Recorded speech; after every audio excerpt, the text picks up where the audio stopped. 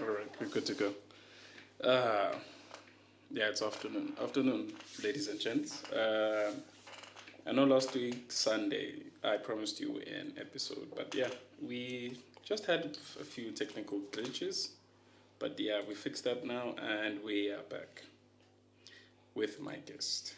The one I've been promising you for the past 2 weeks. But yeah, we're here now.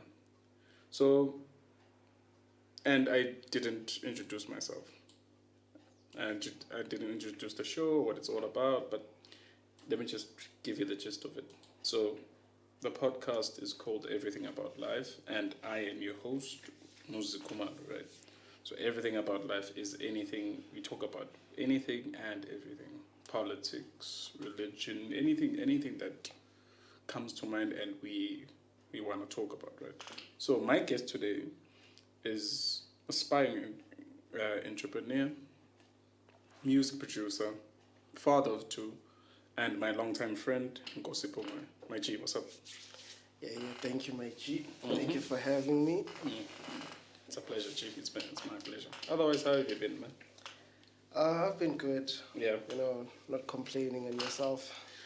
Man, we're living and trying this life thing, man. As long as we're here and we keep waking up, I think that's something that's good, though. So far, so keep.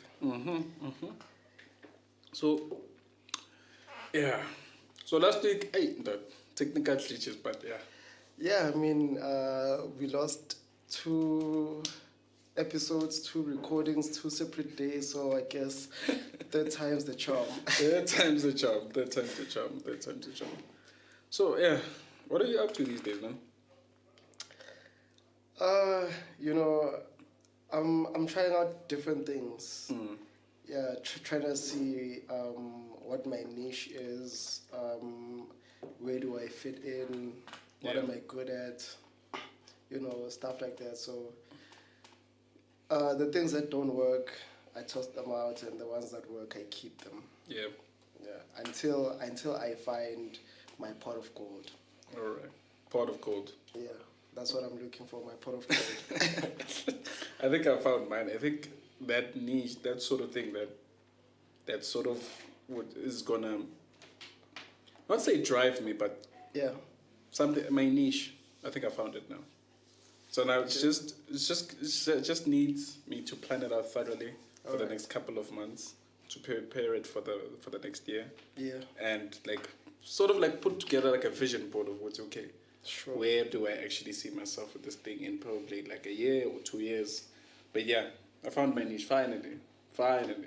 Is this the niche you're talking about, or is something else? There's something else, man. There's something else. Yeah, but that is it. I think that's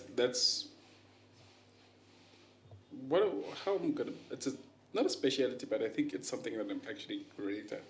Sure. So to speak, a talent. But yeah, finally, how many years after high school? My G. High school? Graduate. Dude, High school. it's 8. It's in 8 years now. You graduated 2014. Damn, dog. Yeah, so it's been 8. It has it's more than 8. If you graduated 2014. Damn, dog. When is it 8? It's 8, man. Oh yeah. Yeah, it's 8. Yeah, it is. And a lot has happened since then, man. A lot has happened. 8 years is a lot. People who are doctors have graduated. Yeah. People who studied law graduated a long time ago. They should have passed the bar and are practicing right now. Exactly. Dude, it's like this thing. Look, she knows my pattern. Law 7 years. I'm not into 7 years. But you do realize in 7 years you are going to be that age. Exactly.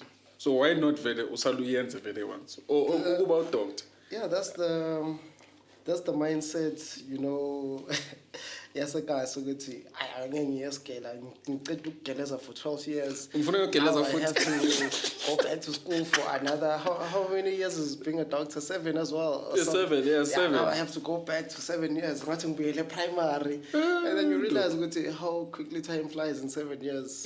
And some people have achieved a lot, and some people, haven't done much. in that 7 years. Case in point to Tash. Well, Tash is as a friend of ours. Okay, we know it's a strange name, but Simas gonna look at Who Tash? Who decided? Was decided what he's gonna do Ubu dog. That was like only like 7 years ago. Like we say, we're like kind of do it. Yeah, so he was like he was gonna stick to it, and he did it. He's done now. Yeah, and he learned it in a different language, and he now knows another language. Dude, so there's something else to flex about other than being a doctor. Is the fact that he knows another language. You didn't study it in South you know, you went abroad to study it in a different language. Even imagine, firstly, you have to learn the language, how to read it, and then you have to actually learn the material, the medicine. Yeah, the medicine. You know, the study of being a doctor. Imagine, dog. That is hectic. That is hectic. That is hectic. And that person did it in record time, even. Dude, record time. That's impressive. Hey, apparently, but Mercedes-Benz the BME is like about doctor. Apparently, but but BMW Mercedes-Benz, like about doctor. Every year they know which you know, there's graduates, you know, new doctors coming through, pulling through to come get new cars. So exactly. We have to make subclass for them, apart from like the business people. Exactly. Yeah, man. I mean, the parking lot has to look like the school fees. Yeah, school fees on it's serious money, man.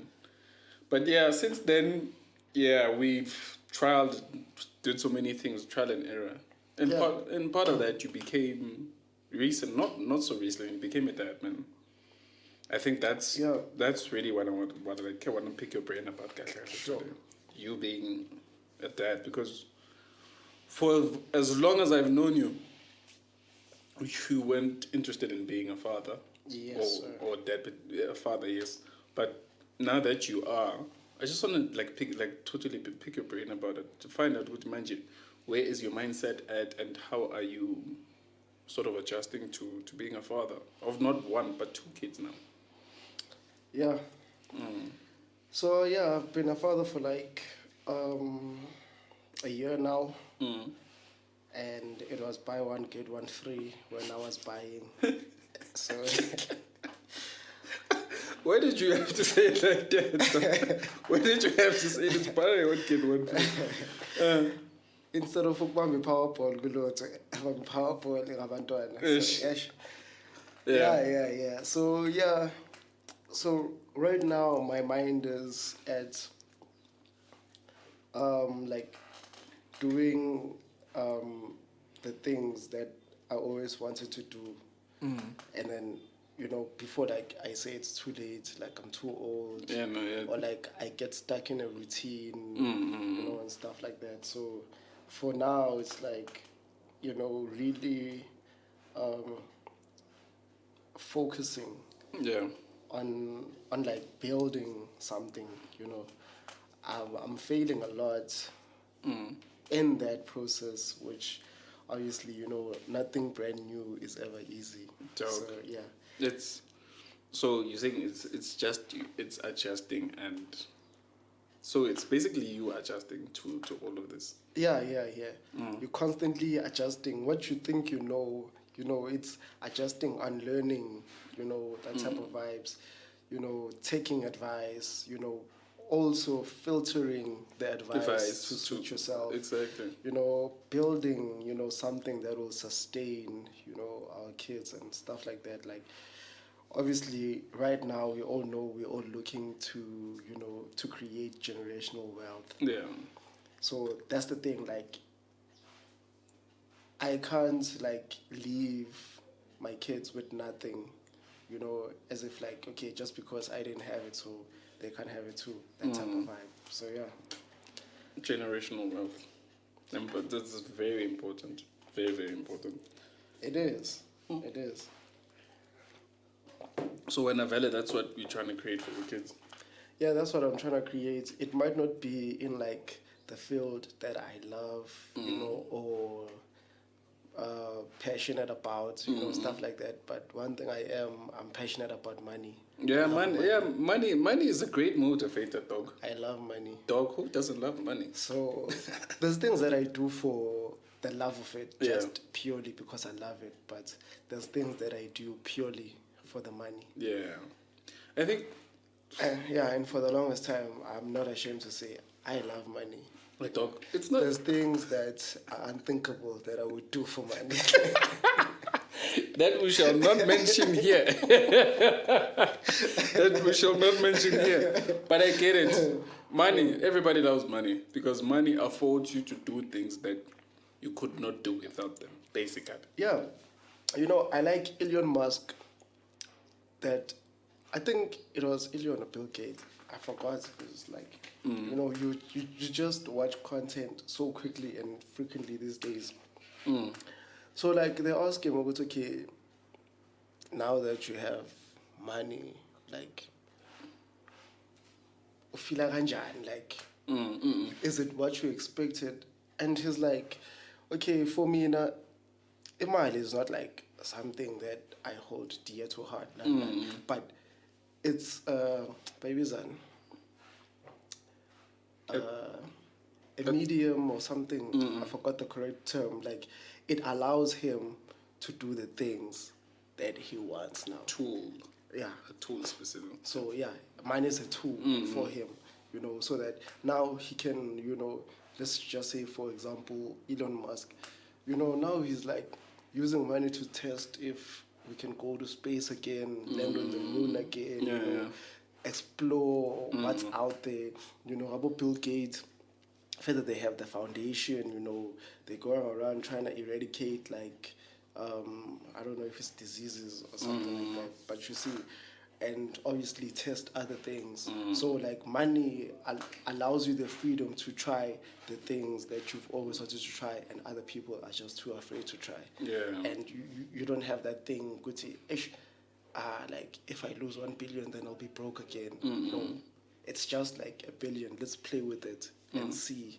Maybe the research will lead to something else, that will generate more money.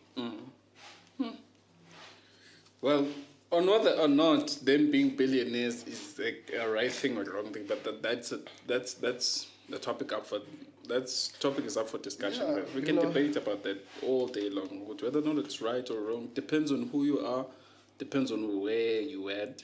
But most people like to say rather, like billionaires are system. Well, them being billionaires themselves, they had to probably do something that, as you said, you said it jokingly though, like something unspeakable, right? Sure. That they should probably see the light of day. Yeah. Because some people have the concept of being a billionaire is illogical, right? Yeah. The fact that somebody can accumulate so much money into them, it seems Like seems indecent. And not for the most part. I think they deem it as crazy for somebody to have such an insane amount of money. Yeah, while there's other people that are poor in the world. Exactly. And them treating the people that actually got them that money as if they like, but they're not. I think they treat the people that work for them as if they are sort of doing them a favor. I'm not sure if I'm making sense. Yeah, like slavery type vibes. Yeah. But I'm doing you a favor by employing you. Exactly. So they carry around that mindset, but not looking at it as if the reason why I sort of have this money is because of these people, right?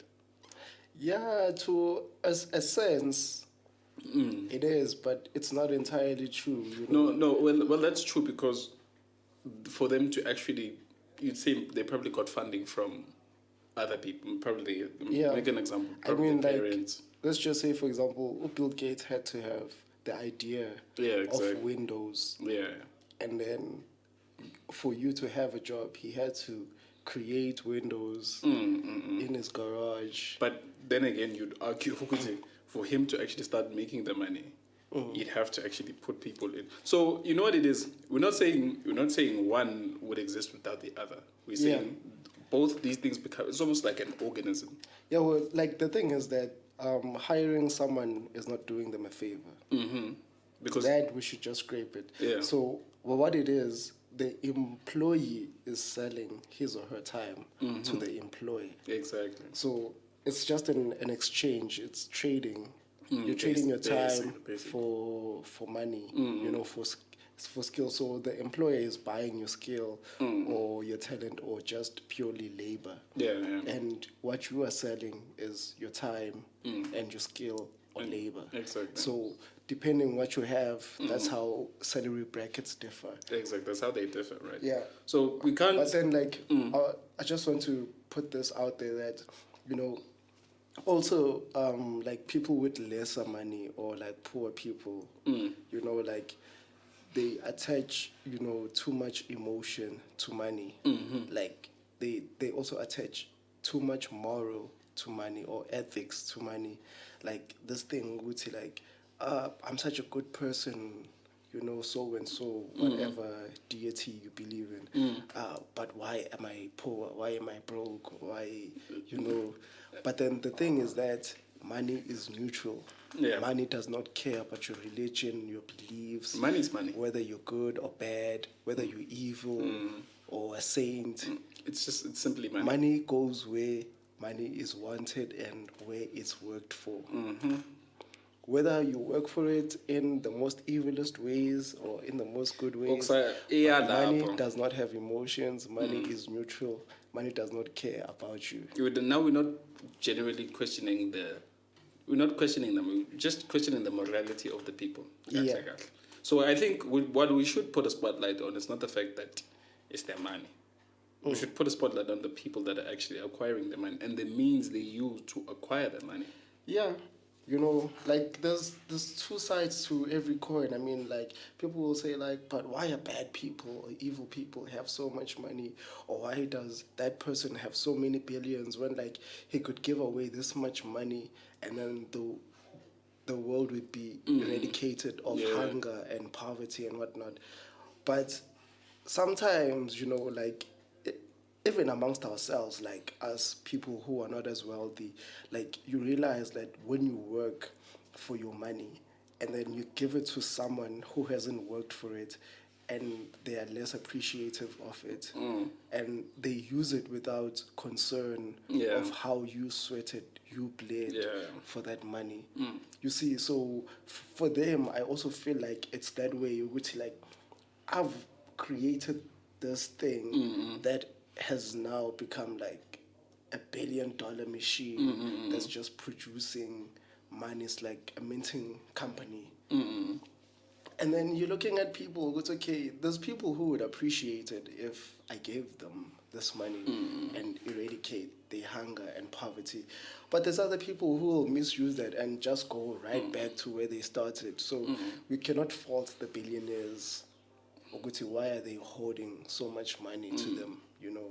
But then again, you'd probably say it becomes the government's job to hold those people accountable, right? It becomes a part and parcel of their job. You know, it is, but there's so much like corruption as well in there. Like, you know, these people avoid paying taxes by doing certain things, you know, and there's bribes, and the government is also corrupt.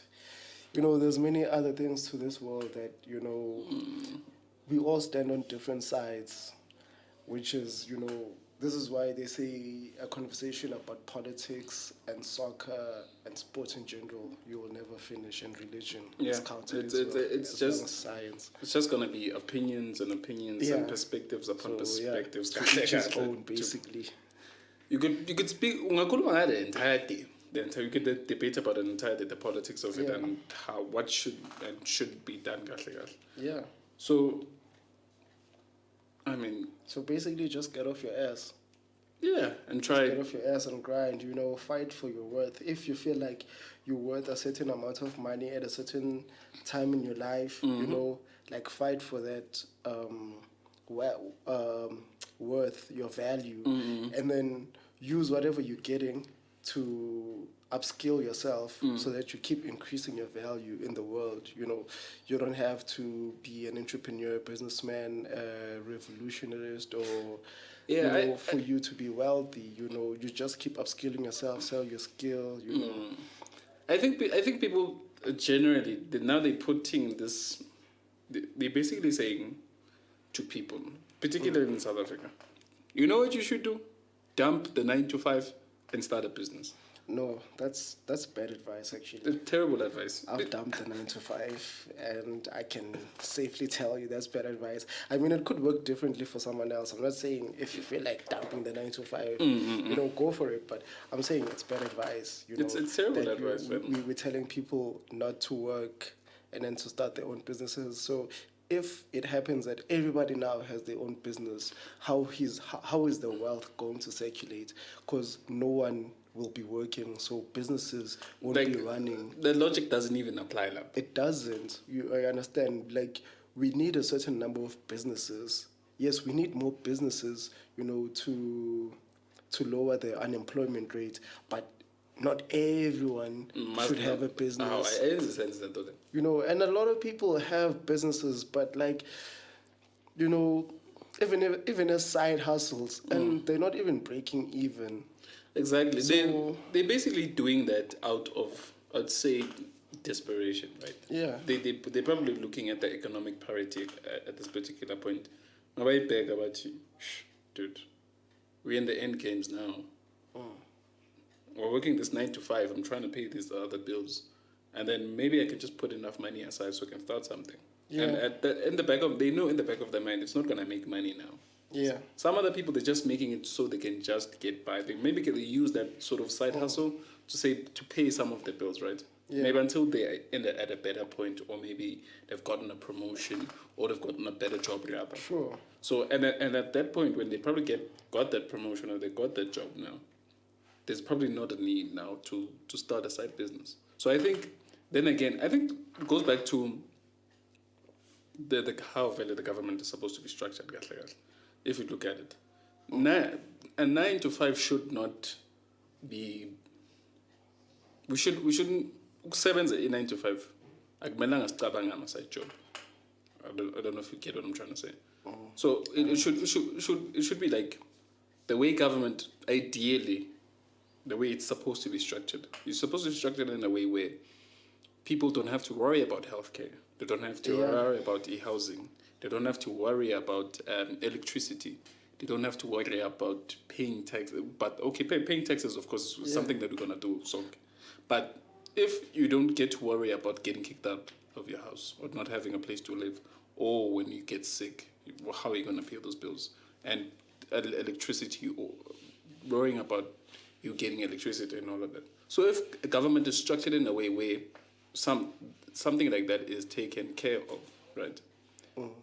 Then you wouldn't have abantu abasebenza 9 to 5 trying to start side hustles and having so like people like abantu abanjalo uthola ukuthi umuntu akanasikhathi. In a week uyasebenza 5 days 2 days a week the side hustle. Yes, it could get you to a point, but after a while you probably start burning out. Yeah. You start burning out, and then one takes a toll. It's either the 9 to 5 starts taking a toll, or the side hustle itself takes a toll. So if ideally the government structure is like the country rather, in a way of Guti, you don't have to worry about healthcare, because if you're a beggar, the private sector is basically doing the government's job. I'm not doing the government's job, but the government, the public sector feels as if they can slack off. And now what's replacing that? People are choosing to go to the private sector because the private sector provides quality healthcare, or there's quality housing, or saying or transportation food. So it's not becoming a thing of it's out of choice, and because you can afford it now. Now it's a thing of I have to, because the public healthcare system is in shambles, first of all. Two, how the housing market is ridiculously expensive. So now there's other people who are the private sector taking advantage of that, right? So the public sector is not creating housing that's decent enough, man. That's decent enough for everybody to be in, so they can probably live in it. And our transportation system is also in shambles, because ideally, Yes, they say we buy so many. The reason why we buy so many cars is because transport system is in shambles. Railway systems are not working. Buses are only accessible to certain parts of a certain city. So, case in point, Tina manje. Not bus manje. They go to Kempton Park, but they go to certain areas of Kempton Park. Yeah, and the buses are so much cheaper and they're so much more convenient. Even train. Train system na expand manje. But ideally, you'd like to have a train system that works so efficiently that you don't need to worry about. But you see, now the thing is that, yes, if the government can sort out the basic needs of the people, that's bottom line. If the basic needs are taken care of, that's the bottom line. And then the second tier is that employers should pay their employees a reasonable amount of money. Exactly, but then again, that boils back to the government creating policies in which the private sector can be punished if they don't follow policies work on rather. But all that goes back to greed. So if greed and corruption, are slowly taken care of to the point where they barely noticeable. Yeah. Unlike here where it's shoved in our faces. Yeah, you see it and nothing is done about it actually. So if all of that is just taken care of and everything is charged accordingly, nothing is too inflated and stuff like that. If let's just say a basic income should just start at 10K ideally, wishful thinking. For being idealist and optimistic. For an entry level job. Obviously, I know there's so much pressure in this world, and a lot of us succumb to that peer pressure or that pressure of trying to impress the next person, so that even if they pay us the 10K for an entry level job, let's just say being a cashier or a picker or whatever at a supermarket, but people will still make loans and stuff like that you end up not seeing where that money is all going, because but earning 3.5 is unfair. Really. It's unfair. So I just feel just take care of the basic needs, pay people a reasonable amount of money, and then it's up to them essentially. But if we have proper healthcare, running water, shelter, the transport system that's efficient. Exactly, arrives on time. Exactly, gets you to work on time. Yeah, and it's affordable. And then there's no need for taxis, to be causing so much accident, because there's too little public transport, and there's many people. Obviously now the hood is becoming overpopulated because everyone is starting to make money. Well, not everyone, but majority of people are starting to make money. So the homes, they're breaking down the homes and building flats. So now there's a lot of pressure in the townships. No, they're making enough money. They're making enough money. It sounds strange. They're making enough money to get out of the hood, but not to get into suburbs. I'm not sure if I'm making sense. So they're making money, but it's not the kind of money that's going to get them out of the suburb. It's enough money that can help them build a hood that's probably better. Maybe that should be. I don't know if that should be the emphasis, Uguti, but we can't say it should be an emphasis. We can't really emphasize that. It really depends on you, right? But we're trying to make the hood better, because Mkambo Zoshia. I don't know if better is the word to use. I don't know if because it's overpopulation now. Because obviously we all know there's too much crime in the hood. Now we're running away. The minute you start making decent money, you run away. You want to live in the suburbs, but also that suburb might not be too far from the hood. You see, so essentially, that suburb you're going to is now just us again. Because it's just us again now. Yeah, because the whiteys, they're constantly running away from us. Of course. And we are playing the catch-up game to them. So now, your family house, you don't sell it. You break it down, you build flats, or you sell it, and another person that has money breaks it down and builds flats for an income. And now everybody is coming to live in the hood, but using public transport to go to work. But now, if you made affordable housing near the workplaces, and people don't have to use public transport, so that the hood doesn't have to be overpopulated. Exactly. And then now resources are more scarce than they were before. Yes. Now the water pressure is dropping, the electricity rates are rising, the rent is ridiculous. You know, the levies are also becoming ridiculous. It's almost like we're living in Santon, but we're living in the hood. And then no high unemployment, and you know, it's just it becomes a combination of things, and in the midst of it, and then you throw some crime up in there. Yeah, like it's now becoming a haven for crime. Exactly. Because like you have all these people living in this one yard. You have like 10, 20 people living in a yard. You see. You know, and they all leave to go work outside of the hood. And all just for them to come back. Just for them to come back. And then now you have these unemployed people that are now looking at them like it's bait. You just knocked off at work. I'm knocking in now. You know, so what you worked for is now mine. Because I'm also at work right now. Exactly. See, so it just becomes a mess. Everything is just becoming a mess. So like in the olden days, you know, like if you were a miner, you moved to Joburg, closer to the mines, and all you did was just walk to work. Yeah.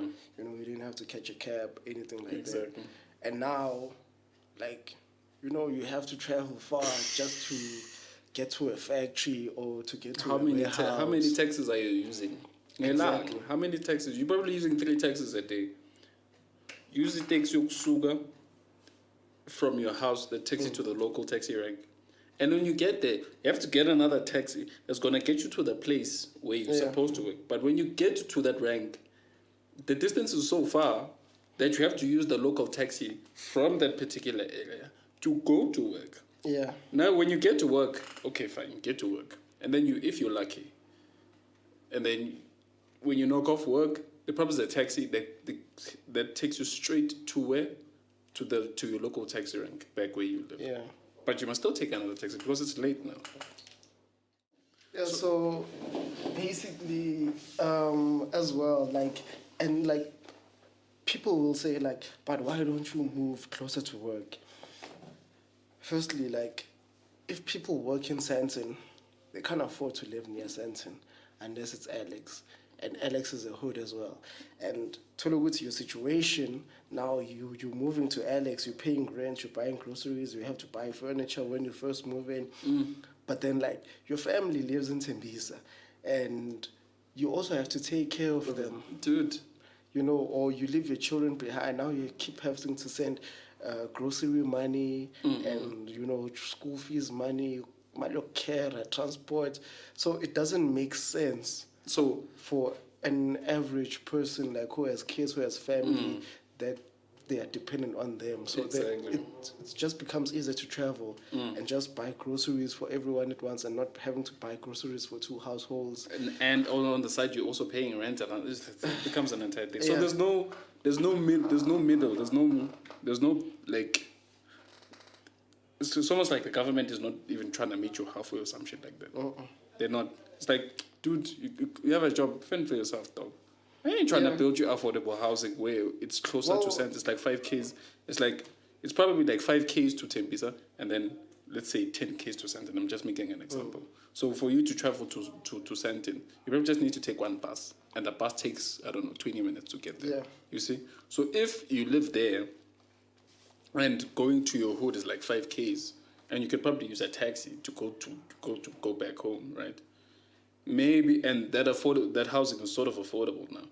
So it depends on you then again. So it depends on what you want to do. If ideally that would sort of happen, do you move to that affordable housing, so it can be closer to work, so you can spend less on transportation, so you can pay for the rent, you can afford the rent. So if you look at your finances and probably the job that you work, if you find it's okay, I can afford the rent, I can afford to send money back home, and I can afford to fend for myself, buy myself, and all of that, and do other things, then that's great. And then if you find out okay, the job is paying you, it's paying you that sort of ideal entry level income, or the 10K we spoke about.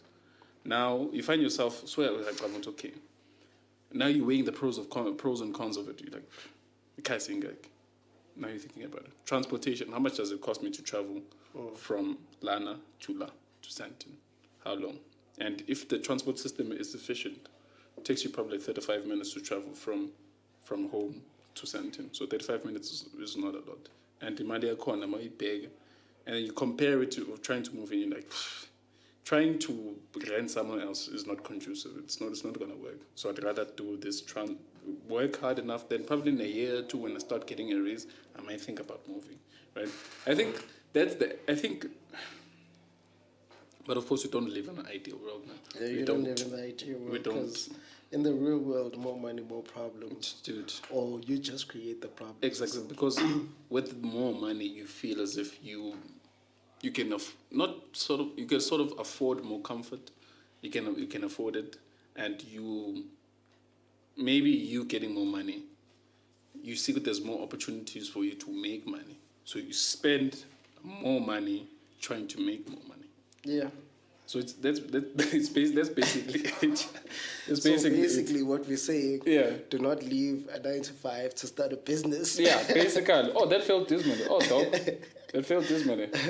Yeah. Yeah. To provide some context, me and Nathi, we started a business, right? Yeah. Business failed. It failed. It didn't fail because we couldn't run a business. I think what we proved is that we can actually run a business together efficiently. Yeah. What we actually needed is the most simplest thing is money, right? But also at the same time, we felt we were at a point where we could, with the money that we had, we could actually do something. Because it was uncharted waters for us. So the best way to know if you are gonna succeed in that particular field is to actually just start. Yeah. Because of course we have like bigger ideas. We're still gonna explore them. Mind you, this is almost like we were saying, let's take a beat for now. Let's just pause it. Just pause it. Pump up a break and then readjust, reassess. And then probably after it's cut, and then we'll feel as if, okay, when we have the money now, it's still within the same sector, but now we felt as if we could not do the sole thing of just supplying. Yeah. Our business was basically supplying potatoes, but we felt as if we could not just supply potatoes as well, because we found out the hard way that being a supplier is stressful. It is. So but basically, just try things out. Like, if you fail, you're better than someone who didn't try. But now with that failure comes the knowledge of what not to do next time. Yeah. And maybe that could just push the business a bit further now.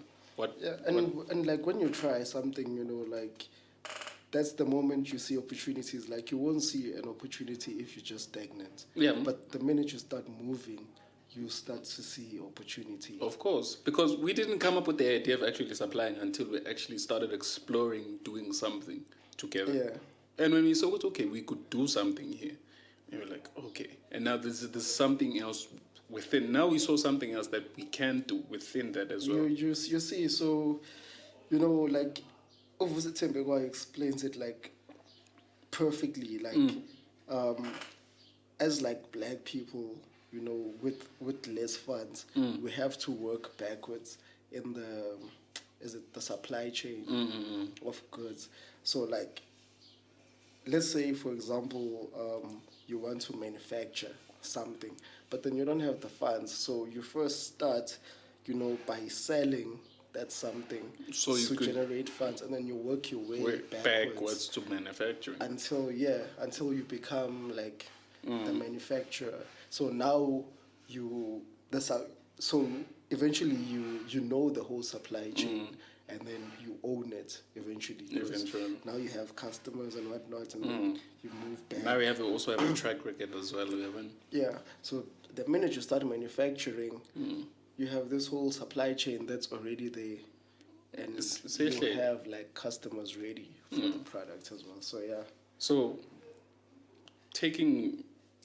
quoting Jim Carrey, it's not probably going to be a correct quote in any ways, because I know he said life happens. Yeah, we would that trailer. Maybe there's a bit of a trailer. Maybe it might. Yeah. But the life happening for you and not happening to you, because I choose. Because I think that was profound, and I think it came at a stage where I was like I wasn't despair, man, like total despair. Like you're waking up, job, come back, sleep, wake up, job, come back, sleep. That was my entire cycle. That was basically it. There was no. I couldn't see the light at the end. I was like, why the fuck am I doing this? What the fuck am I doing? It's like your hamster. Yeah, you just continue to spin the hamster wheel. Yeah, but you're not seeing anything. You're not seeing anything that's coming to fruition. So life happens for you. So at the time, he said, life happening for you. He says he's not even sure that life actually happens for you, but he chooses to perceive it that way because he like things that happen in his life is you could say they're bad, or failures rather. He chooses to see them as challenges that he can sort of like overcome. And what is probably the most powerful words that I know from him was, you could fail at what you don't want, still, and you might as well take a chance and do what you love. And to provide context as well, it's a commencement speech. It's 2014, I think, no? Yeah. Yeah, but I think we probably have to Google that for anybody who actually wants to listen to the speech. He said his father could have been a great comedian, but he didn't visualize that like Azanga was born a comedian, so he chose to take a safe job as an accountant. When he was 12, his dad was let go of that job, so that's why he said you get failed. So the lesson that he learned was you get failed at what you don't want. So you probably might as well take a chance in doing what you love, right? Yeah. But also at the same time, it doesn't apply to everybody, of course. There's no one size fits all to these kind of things. Amakama says not a one size fits all, but it fit for me. It fit when I looked at it. That I was like, it fit. It does, because his dad failed at something that he didn't love. So now you might as well take a chance of doing what you love. Yeah. Might as well. But only, for in the modern world, well, they were living in the modern world as well, I guess, and they still are. Yeah. So yeah, just create a safety net for yourself.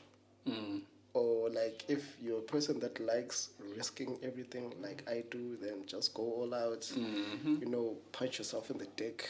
And see what happens. You say, maybe you could put enough money aside to give yourself a window. I'm not sure if that makes sense. Yeah.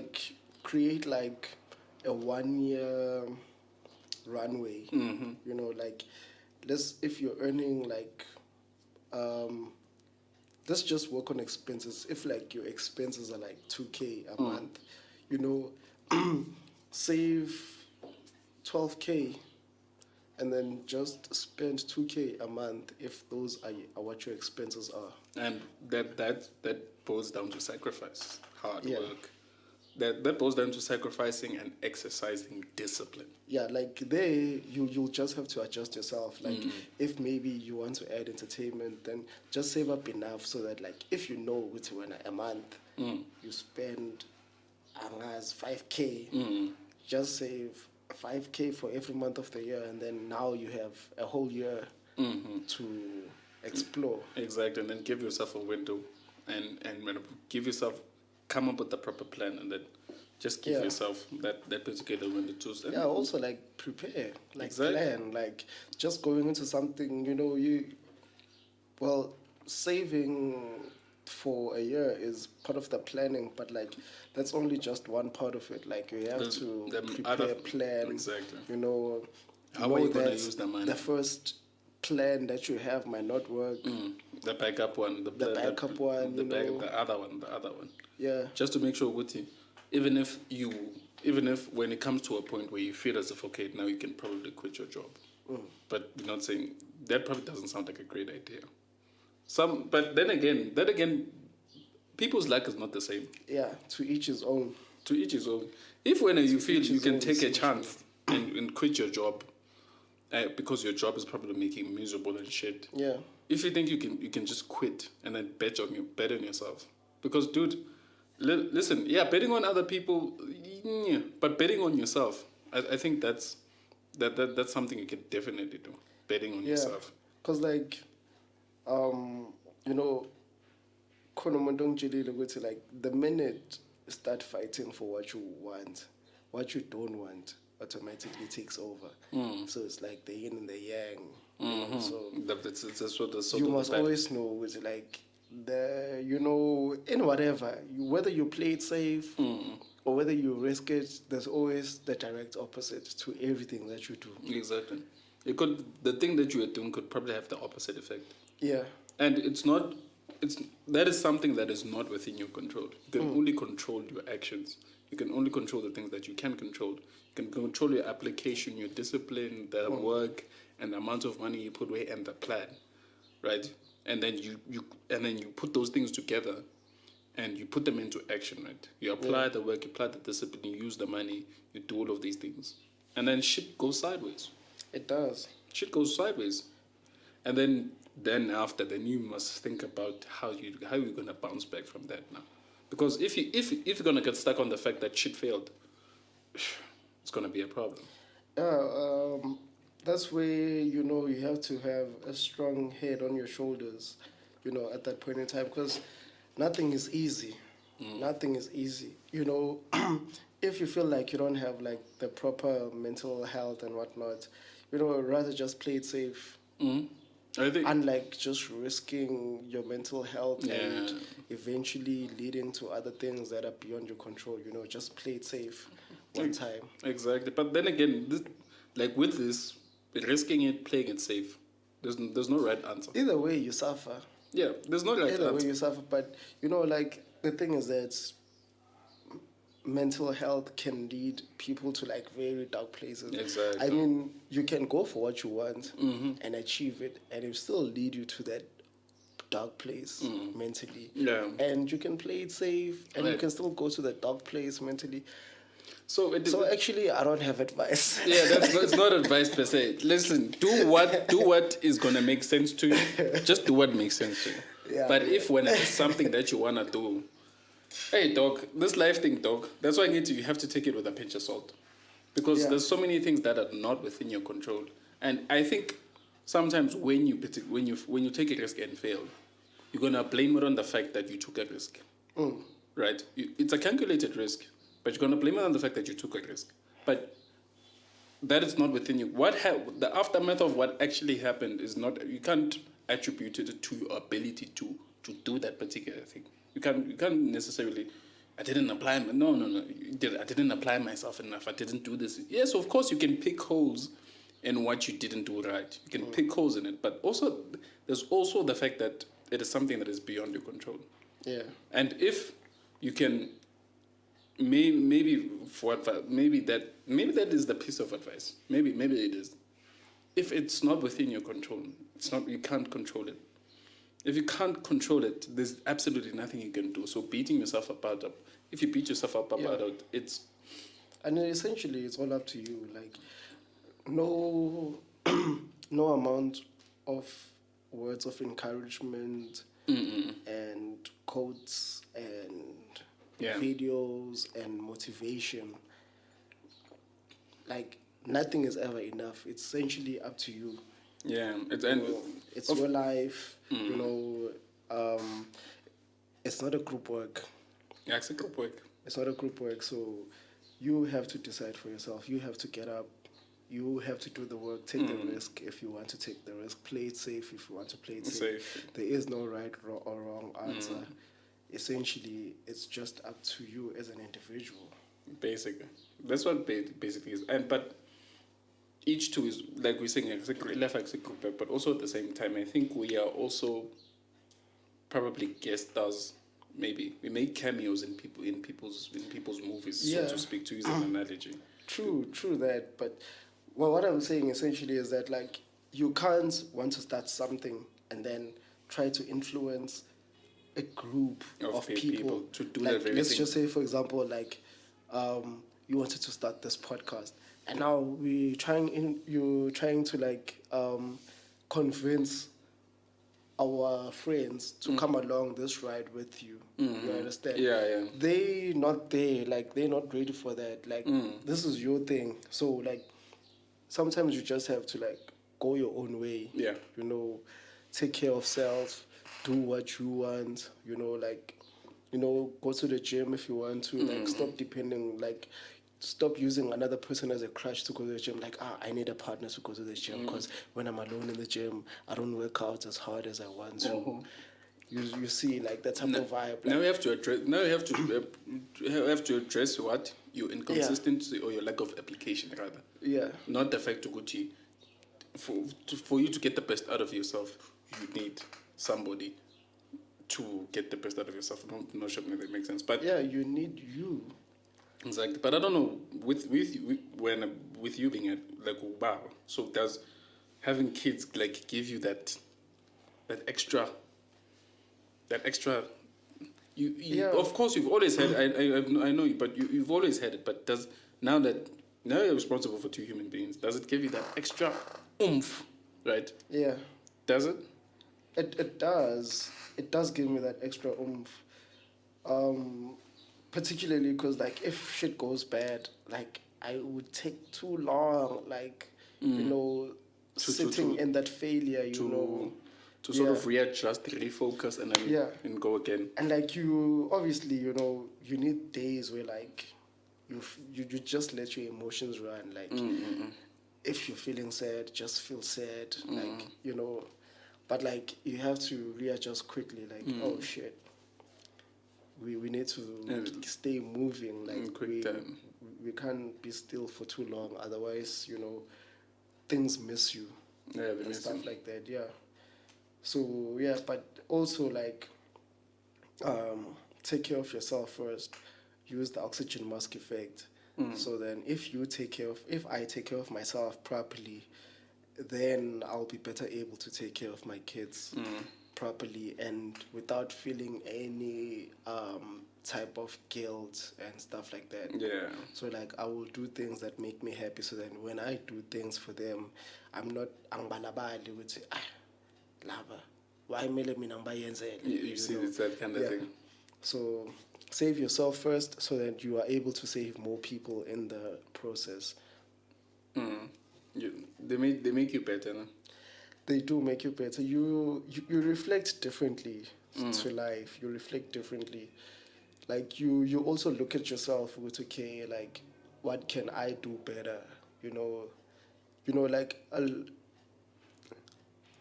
Like it's a twofold thing. Sometimes they make you worse, and then sometimes they make you better. Like maybe like you have addictions that you want to quit. So then like the thing that will make you quit is attaching it to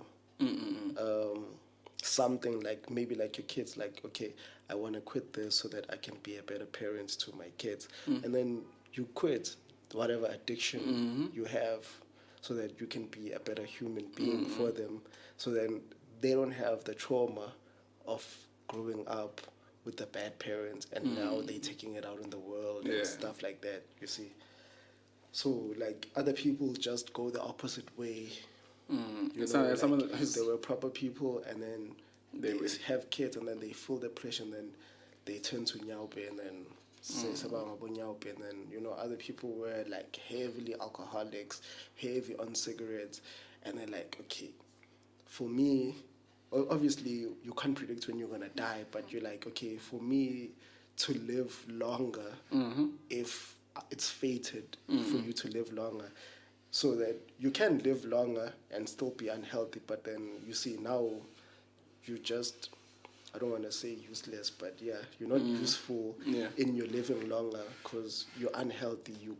You're not productive.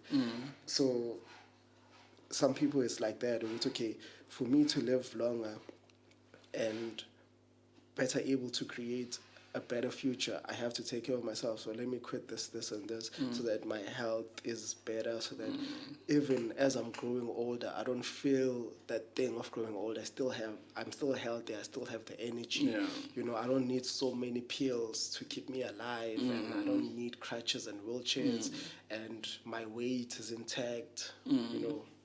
Yeah. So, interesting. So, okay, what it's basically saying, him having kids, Yeah. you're having kids, for you to raise your kids better, you have to be better yourself. Yeah, I have to be better myself. Because, like, they will look at me, they will imitate what I do or learn vicariously through me. Exactly. So then I can't keep saying to my kids, don't watch TV, read books, but then I'm not reading books, I'm watching TV. They're going to watch TV. Don't drink alcohol, it's bad for you. You know, it's But bad I for drink your health. alcohol. But then I drink alcohol, you know, and worse even, doing it in front of them. I think it's even worse when you say, but dude, somebody umntana umfundisile. Yeah. Ubone wena uphuza utshwala ukuthi uzawubona ukuthi utshwala buyaphuza. Exactly. But it's fine in some other cases where environments that are sort of involved in, they'd see some other people drinking alcohol. But if they don't, they would sort of backtrack, right? They'd sort of backtrack. But yeah, they'd backtrack, they'd see, okay, my parents, do they drink, do they drink alcohol, right? Do they drink it? Another way okay, alcohol is not necessarily a bad thing. Yeah. It's not necessarily a bad thing. It's but just the person. Yeah. It's not necessarily a bad thing. Alcohol is alcohol, but how much of the alcohol you consume, or how you behave, how you behave when you're intoxicated, is what makes sort of, it's what gives alcohol the bad rap that it actually has. It's like as Vananan, some other people are not great with drinking alcohol. Yeah, they're not. They're not. Some other people and some other people it reacts. It changes their psyche over time. It changes their psyche. It's the same thing with people who say some gentlemen but I lento lena moyibhema igenza so against this so, but it's not a one size fits all, right? Yeah, it's not a one size fits all. They actually they get into a psychotic break. Like mentally challenged, not mentally challenged, but things like that. Tina city but is a very strong word. Sure. Yeah. So, but it basically messes with your psyche, and it alters it for the rest of your life. So maybe to sort of we'll stop at that thing from happening. Maybe legalizing it, I think is probably also important, because if you legalize something, and then you go to the doctor, you want to find out if this thing is good for you, and then okay, you use whatever drug you use, and then you go to afterwards you go to the doc. I'm affected when they become theory. You go to the doctor. Doctor actually, okay, dude, you cannot do this again, because this is what it's doing to your brain. This is what it's doing to your body. So you can't. It might be great for other people. Same thing in allergy. On allergy, nuts. Some other people eat nuts. Some other people they might eat it and they might almost kill them. Right. Yeah. So it also might be that. So going back to kids. Kids are what we. They are what we like. Banjan. They imitate. You can tell kids you're not supposed to do that. Yeah. But when amabukbona uyenza, they are going to imitate. It's that simple. When you preach non-violence to kids, but you use corporal punishment on your kids, it's very. I think it's very hypocritic. Yeah. It's very hypocritic to say you can't use violence, but you use violence to sort of discipline them and sort of put them in line. I find that particularly strange. It's baffling. You can't. It is. Angimazi lo mntana uyithathaphi lento lena yokuthi uyashaya. But like, dude, what do you mean? Because you swear all the time. And you know, like, if you have a son and they're being disrespectful to females, it's because they see you being disrespectful to their mother. Exactly. You understand? And if there's, you know, girls who vice versa, you know, that type of vibe. So how you as parents as well communicate, you know, trickles down to them. Exactly. So if you're bad communicators, they'll become bad communicators. If you fight in front of them, they will also grow with that. Yeah. Obviously, you know, with education and stuff like that, some kids change when they grow older. They're like, no, my dad used to do that, or my mom used to do this, and or my parents used to be like this, so I don't want to be like this. Exactly. You know, it's like us right now. Like, I'm like, okay, this is how I was raised. I don't want that. You feel me? So like, it's not a one size fits all. Yeah. So parenting is very different in different households. But like, you also have like to carve your own way of parenting. It's okay, this is how I will discipline my kids. You know, you can't be 100% right all the time. Yeah, but you can. You can have those nuggets, golden nuggets along the way for them to be great people eventually. And taking a great amount of accountability. Yeah. Because if you want your kids to be accountable, you're going to have to be accountable yourself. Yeah. Because, you know, sometimes, like usually, like probably you grew up, your parents would say some very, it's offensive, and it hurts your feelings. Like, they don't even understand the depth of it. And then you confront them about it, and of course they're gonna be defensive about it, because to sort of ukuba defender kancane. Nah, abazange bakhulisa ngalo hle. So abayazi le ndlela entsha enibazala ngayo. Abayazi, but also at the same time, imagine they're exposed to new information, right? And they said they wanted to be better. So it means you have to take a great degree of accountability. I think particularly with my dad. My dad would generally, like, umuntu o, I wouldn't, like, so he'd probably think he gave you something. He'd probably give you the time. And then like my mess, Mose, even though I'm so in and I saw no ego. And then when he finds it, so to some other people it seems like nothing. But when he finds it, it's like mfan askis. Then tole basis comments up. So he apologizes. That's him. Now it's done. So that's very rare. You see? Yeah. So it also teaches me, Uti, I have to take accountability for my actions. And when I'm accountable and I need to, if I hurt somebody's feelings in any way or am offended, apologizing is important, and not doing it again is also important. And also, like, you know, you learn a lot of things there as well. That, okay, when you become a parent yourself, okay, let's say like the first thing your parent used to do is just like come through guns blazing, shouting, and blaming you for doing something which you didn't do, and then eventually come to the conclusion or find out, okay, actually he didn't do that.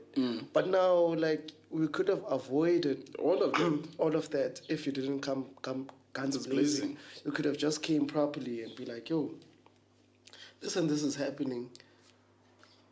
Are you involved or not? Or did you do this? Did you do? You know, don't come through accusing. Yeah. And then, you know, now like everybody's in a shell, everybody's tense, everybody's angry. And then, because eventually, even after the apology, you still feel some type of way as the accused. You're like, yeah, but I'm right. Like, you know, like, I was in a good mood, now my mood is ruined. You know, that thing keeps running in your brain the whole day. Now your whole day is ruined. Whereas for that person, immediately after they apologize, like they move on. Yeah, they've forgotten about it when it ruins your entire day. You see, so like just be conscious of ruining someone else's day. You know, don't just come through. But also, I think also at the same time, it also creates a certain, like, their belief in you sort of reduced. Like, it's the fact that they don't. Yes, like, where did your parents and schools go? Like, Dude. let's just say, for example, they accuse you of stealing. It's like, okay, so are you raising a criminal? Or so we won't know. But also at the same time, you could say that boils down to the kid because they are individual. Because that could be making that decision. But with the tools that you gave them, you are sort of hoping or would you, they won't become. And then you ask them instead of trying to use a blanket discipline to everything. Oh, you did this, we'll do this. Sure. So to everything that you do. So now you're not trying to find out the deeper thing now. Why was he stealing? What's going on? No, you just said you were stealing, like, so I'm punishing you. Like, okay, firstly, did you teach him or her like to ask, and then like when they do ask, like, are you giving them the same reply? Why? You know, like, obviously, then it will lead to that type of behavior. But like, you know, if like I ask for money and then like you tell me, okay, I don't have money because of 1, 2, and 3, 1, 2, and 3. But sizobona like nge 1, 2, and 3. You know, like I'll understand and I'll grow up with that thing. It's okay. I have to ask, and then if it's possible, I'll receive. If it's not, then I won't right now, and then I'll just have to wait. Yeah. And then like you won't have criminals. You won't have like kids coming around stealing and whatnot. Yeah, I mean, it's your kid. Like you should show more compassion, man. I think particularly to people. Okay, we don't do that particularly to people generally. We don't show compassion towards each other. We don't. Yeah. We don't, because the immediate thing is that you did this. We are punishing you for it, whether or not there are other external reasons for you doing it, and if you just punish them like that, what makes you think they're not gonna do it again? And now, if they do it again, it probably escalates now. Now they're gonna find a better way to do it because they got caught the first time. I mean, isn't that what criminals do? Exactly. Now they find better ways. Now criminals find better ways to steal because when. Okay, in some other, it's of course it's not a one size fits all thing. You might find good for most. You apply this sort of thing. Let's say out of 10, let's say 10 people are imprisoned, right? Probably from the same crime. I said from the same crime, and then you find the niche, and now you conduct a study within prison, right? Conduct a study. You actually talk to these people and find out their background, how they were raised, school, like friends, circle of friends, how they interacted with their friends, how they interact with other people. And then with that study, out of that 10 people, you can find the common denominator that motivates in all of them to make them do these things, and then within that, and then start applying. So they become a case study, right? They become a case study, basically. So now when a next group of criminals come in, or rather, even before maybe they resort to it, right? Try to apply this out of those 10, and then you're probably going to get a better number now. So let's just say 7 out of 10 of those people, they come back reformed, right? Or out of those 10, probably you could see that these kids could have the potential to be criminals, right? And then you apply so you use the same study, that case study, to apply. Now you're using something different, a different approach you're using with those 10 kids. And if towards 6 of those kids respond positively, and then 4 of them just don't. It sounds like a better percentage than not applying it at all, and just getting all 10 of these kids to just become criminals themselves. That's the thing. That's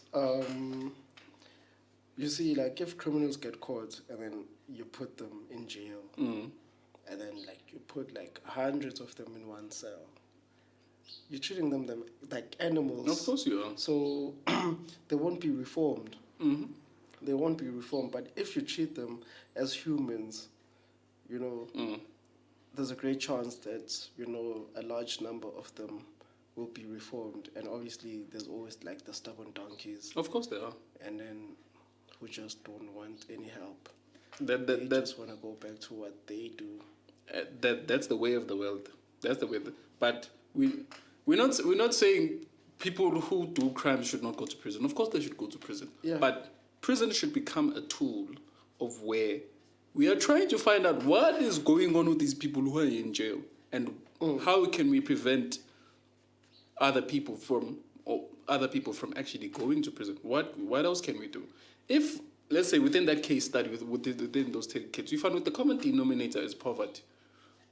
Or throughout all of them, the common denominator is poverty. Yeah. Then what are you gonna do? Now you must think, okay, how do we apply this? Do we change? Now you start creating different things for that community it's probably within a community, for the community that they probably particularly lived in. What else can you do differently? Do you provide more opportunities for kids to explore their talents? Because quite honestly, we don't. The ratio, like the ratio we have of Amataven versus centers for sports, for economics. It's disappointing. I think disappointing is not even a strong enough word, because you would find each and every street there's probably a tavern. Yeah. Each and every street. Okay, Mfihlweni is a suburb of Tembisa.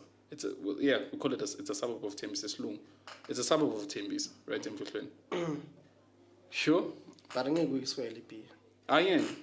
I'm going to Swahili P, but Uzoiswela indawo where like you can go and like, let's just say, for example, play soccer, play tennis, netball, or just anything, you know, to keep you out the streets, like creative arts, you know, like something like center for education. Something that's gonna sort of give you purpose and will allow you to apply the sort of hard work, net discipline. And I have to plug like Ulina CBC, one of our friends. Yeah. Who's actually like doing great work for the community. Like it's great. She's a community builder, you know, like a shining light, dog. Yeah. She has, you know, Saturday classes for kids, you know, so they can learn to read, write, and speak. You know, she develops a lot in kids. Like they even start having confidence, and they are ready to take on the world.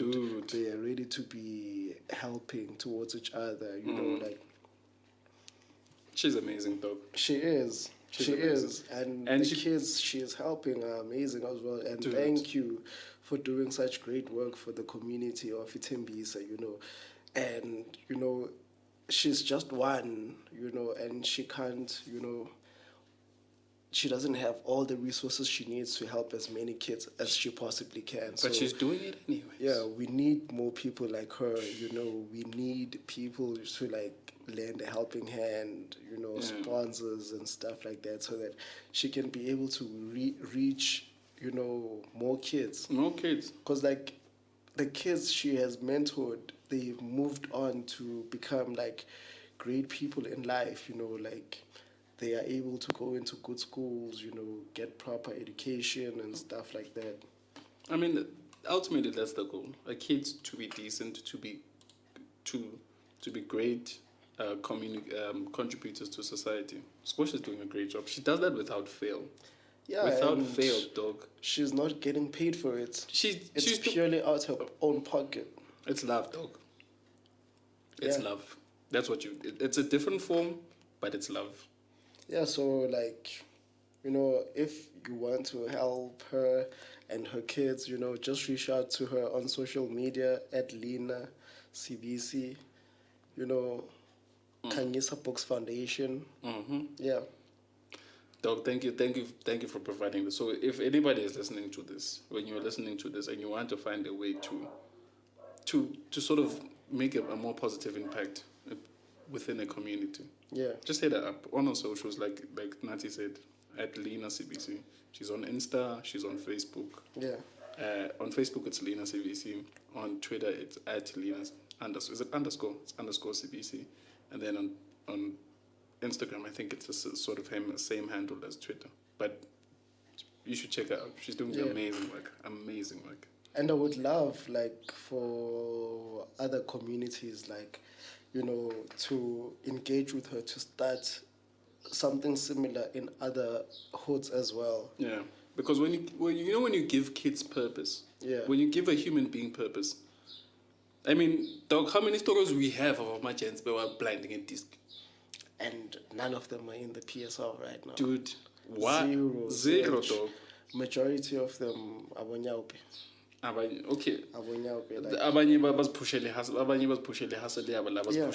but what we're trying to emphasize is the fact that there was not enough opportunity for them to properly explore their talents of playing soccer. That's the thing, because like there were a lot of programs like back in the day, you know, where like we could go, like, you know, to explore like our talents and whatnot. Yeah. But then as we were ready to leave like primary school, going into high school, all of those things fell out, and then that's where the problem started. Yeah, I think that's where it started. Now, like we're saying, the ratio. Now, what more access do you have? Alcohol. You have more access to alcohol. You don't have more access to this other thing that might get you to... There's more underage drinking right now than there was when we were young. Dude. Because, like, we see it every day. And, like, now it's no longer, like, a thing of kuti, like, you're hiding. Like, we used to, like, drink... So the slow fishy. Yeah. You know, like, I mean, I was, like, you know... naughty and stuff, almost like the mastermind of alcohol. I'd be like, let's grab a stony bottle and then put the alcohol in the stony bottle so that it's not visible to be drinking alcohol.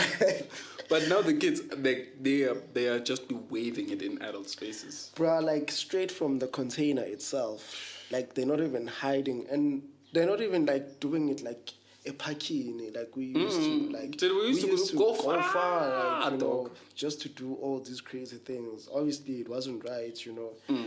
But like, you know, we still had that shame, or we know what we're doing is wrong. So we can't do it near, like, you know, adults. Like, our adults, you know, and stuff. Any adults for that matter, it didn't matter, like, because like back then, any adult was a grown up to you, like it's your father, it's your mother, it's your grandmother.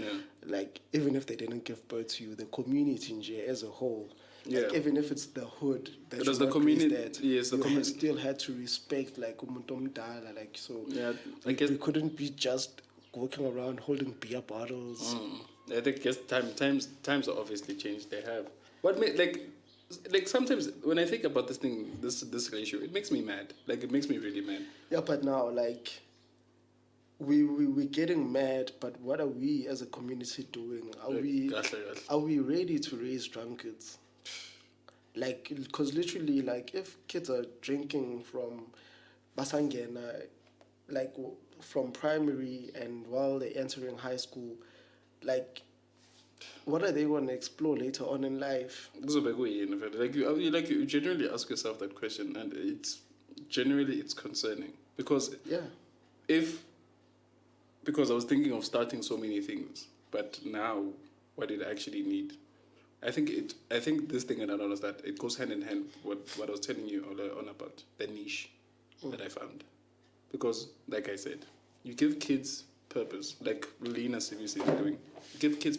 You develop kids' self-confidence, and you let them find what they're actually good at within that. Those Saturday classes, let them find what they're good at within that. Now, when they know that they have something to commit to every other Saturday, something to look forward to. Today I'm going to read books. Today I'm going. Crazy. So it's out of all of the things that look in, out of all of them, the one thing that they look forward to is going to I'm going to Saturday classes, and I'm going to do because I wanna do this. And they even hold her accountable to it. Dude, like sometimes they like fetch her from a house. Like, yo, did you forget that it's Saturday, Fandag? We have to do this thing. You see, so it goes to show how much they enjoy it. So I think, to be honest, I think it's more of an. I think Uswash has actually inspired me, because I think Definitely she has, man. She has with this particular thing, what she's doing with these kids. Of course, I want to do it in a different form, but I still want to give kids an out. Give them an out, because these kids need an out. Because some of them, they want an out, but where do they go? Like, where do you go? Where do you go when you probably have a particular talent and you want to explore? Where do you go? Yeah. Because NASA schooling, it's not even exploding. Where do you go? Schools are not even cultivating any of that. So here's this kid who has this talent. Here's this kid who has this talent, but they can't properly explore it. Probably that kid could be the next, probably one of the greatest tennis players in the world has ever seen. But because of the fact that there is not enough opportunity for them to actually explore that. Yeah. Some of these kids don't even know that they're probably great at tennis, or they're great at it, or they're great at chess, or they're great at something like that. And they will never know, because those things are not put near them. Dog. Like, it's foreign objects. Dog. So when coming back to with you having kids, and Usbonis is another friend of ours, and Raymond is another friend of ours, you guys having kids. I sometimes sit and contemplate with you. When I have kids, I want to give my kids access. I want to show them that there is more to the world than they are seeing here. So their vision shouldn't be, the vision should be.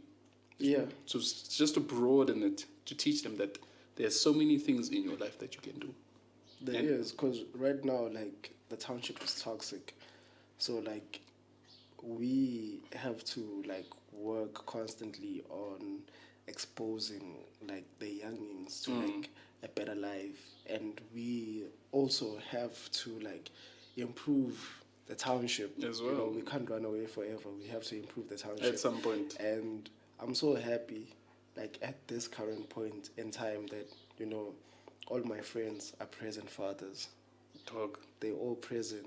Lunga, Sponiso, Raymond.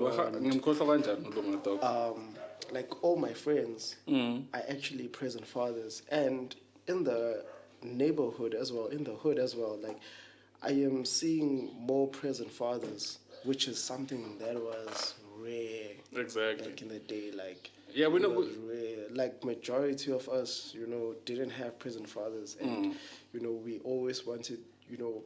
So now we are the fathers that we always wanted to have. Exactly, but of course we're not saying give them medals for being present fathers. No, of course we're not saying that, but yeah, of course. But the emphasis is on the fact that there's more present fathers. That's the emphasis. That's what we're trying to highlight. There are more present fathers, which is something that was really rare. Exactly. Like, we're not saying, like, okay, like, we have to be praised for being fathers, but it's just that there's less deadbeats right now than there was before. So that's what we're just celebrating. We're not celebrating Guti, we fathers, we're taking care of kids. No, we're celebrating Guti. Yes, the number of deadbeats is decreasing. And we need more of that. You know, that's, you know, we have to celebrate these milestones. Yeah, these little nyana milestones, because they're gonna start getting us to a better place. It's milestone by milestone. Yeah. Because we probably wouldn't even imagine a point where there's more present fathers. We wouldn't even. But now we're at a point where the number is decreasing, and there's the numbers decreasing. We want it to decrease because we want better kids. We want better. We want generation. To create, exactly. We want to reduce GPV. Dog. You know, we want to reduce a lot of things. Yeah. Like, we want to reduce the number of criminals living among us. We want to reduce the number of black male incarcerations in prisons. you know, like kushaya umoya ejele man. Bakhona nokupenda kabusha futhi, you know, that type of vibe, you know. Yeah. We want to reduce the amount of unemployed youth. Yeah. We want to increase the number of black people, youth, you know, of male and female that are going to be in executive positions. Yeah. You know, we want to encourage females, you know, to be independent, to make their own money, to run their own businesses, to become executives. Exactly. So we're just encouraging excellence now. yeah, that's what we're trying we want to get to a point where like we are equal to our white counterparts. Yeah, we want across the board. We want to get ourselves to that point. Wealth, generational wealth, land. You know. We want to get to, and if we can, I think we will, but it's not. Yeah, if our ancestors have it, we have to surpass that number. Yeah, exactly. You know, like this thing of BEE must come to an end. Yeah. So that like there's no more such thing as BEE because you guys were disprivileged and whatnot. Like everybody can make enough money so that there's no inferior race. Exactly. Oh, I'm fun. You know, as more black incarceration. Ati young black gifted but with them aselin day after day so but lahle mathuне. It don't cry. Oh my god. Also, like such a great poet as well. Dude. Such a great writer, such a great artist. Also like one of the people who were like helping South Africa to become like a better country. It was making people's dreams come true, dog. Especially for black people as well. Dog. You know, so like also like if we reflect to that, we're like, shit, Zola was doing this. So like I want to do what Zola was doing. You understand? Like helped a lot of people. If I was president, I'd make it prominent, but you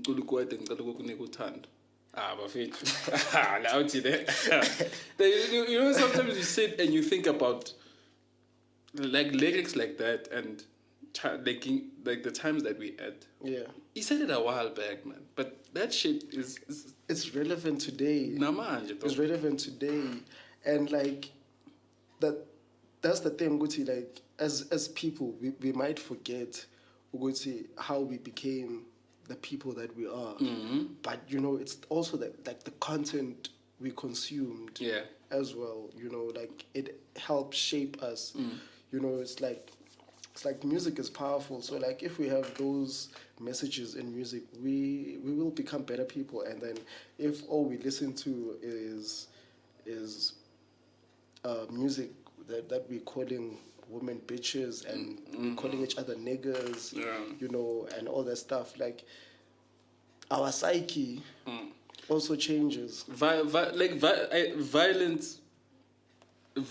in its essence, it's so oppressive. Like in its essence, besides the fact that men use it to oppress women, in its essence, it oppresses men as well. Yeah. And